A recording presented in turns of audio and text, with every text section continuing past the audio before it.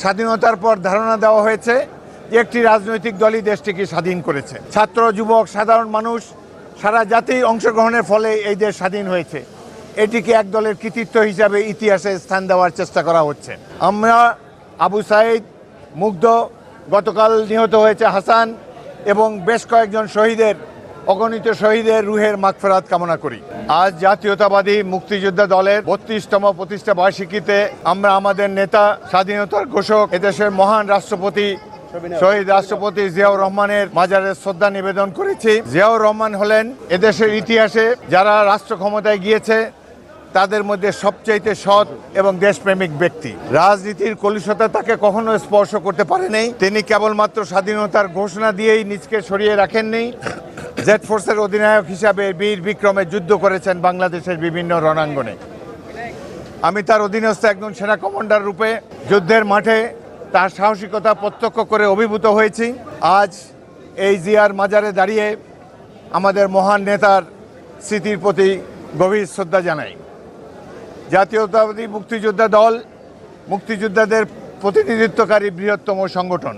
আমরা অত্যন্ত বিস্ময়ের সাথে, দুঃখের সাথে লক্ষ্য করেছি 1971-এ যারা বীর বিক্রমে যুদ্ধ করেছে, ঘর বাড়ি ছেড়ে এসে পাক বাহিনীর বিরুদ্ধে মরণপণ লড়াইয়ে অবতীর্ণ হয়েছে, জীবন উৎসর্গ করেছে, তাদের সঠিকভাবে মূল্যায়ন করা হয় নাই। স্বাধীনতার পর ধারণা দেওয়া হয়েছে যে একটি রাজনৈতিক দলই দেশটিকে স্বাধীন করেছে। প্রকৃতপক্ষে কেবলমাত্র রণাঙ্গনে যুদ্ধের মাধ্যমে, সশস্ত্র সংগ্রামের মাধ্যমেই পাকিস্তানি বাহিনীকে পরাভূত করা সম্ভব হয়েছে। সেখানে নেতৃত্ব দিয়েছেন মেজর জিয়াউর রহমানের নেতৃত্বে, খালেদ মোশাররফের নেতৃত্বে, জেনারেল শফিউদ্দিনের নেতৃত্বে বিভিন্ন ফোর্স, ইস্ট বেঙ্গল রেজিমেন্টের 5টি ব্যাটালিয়ন এবং অগণিত ছাত্র সমাজ, ছাত্র, যুবক, সাধারণ মানুষ, সারা জাতি অংশগ্রহণের ফলে এই দেশ স্বাধীন হয়েছে। এটিকে এক দলের কৃতিত্ব হিসাবে ইতিহাসে স্থান দেওয়ার চেষ্টা করা হচ্ছে। আরেকটি কথা এই মুহূর্তে বলতে চাই, আমরা গভীর শ্রদ্ধার সাথে স্মরণ করি এই বৈষম্য বিরোধী আন্দোলনে যে ছাত্র সমাজ, সাধারণ মানুষ বুকের রক্ত দিয়ে গণতান্ত্রিক ব্যবস্থাকে প্রতিষ্ঠা করার উদ্যোগ নিয়েছেন।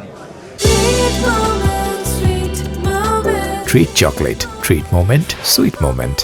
আমরা আবু সাঈদ, মুগ্ধ, গতকাল নিহত হয়েছে হাসান এবং বেশ কয়েকজন অগণিত শহীদের রুহের মাগফিরাত কামনা করি।